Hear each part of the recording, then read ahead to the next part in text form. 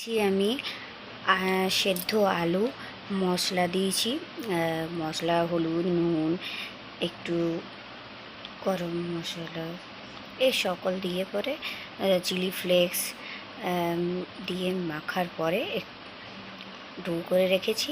এবার এই ডোটা বেলে নেব ঠিক এইভাবে। একটু ঘি আর কর্নফ্লাওয়ারটাকে বাটারের মতন বুলিয়ে মানে প্রথমে বাটিতে গুলে নিয়েছিলাম, দিয়ে ওটাতে দিয়ে পরে একটা স্টাইলভাবে বেশ চারকোনাভাবে আমি পরোটাটা বেলে নিয়েছিলাম।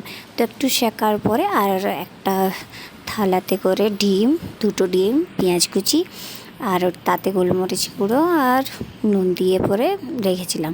তো এটা একটু হালকা সেঁকে নেওয়ার পরে ওই ডিমের থালটাতে পরোটাটা ডুবিয়ে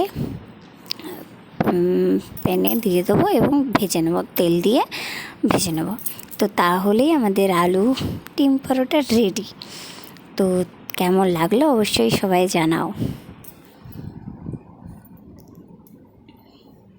আর হ্যাঁ, এটা যে স্টাইলে করে ভাঁজ করেছিলাম পরোটাটা, তার জন্য কিন্তু ভেতরে কিন্তু অনেকগুলো লেয়ার হয়, যেমন সেই লুচি পরোটা বা যেগুলোতে হয় না বেশ রাউন্ড রাউন্ড, তো এটাও এক ধরনের।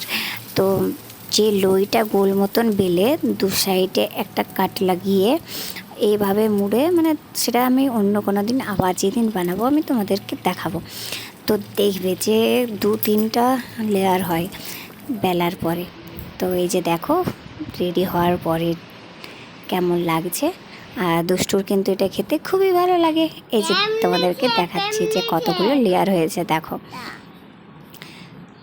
তো অবশ্যই কেউ যদি বাড়িতে বানাও আমাকে কিন্তু জানাবে।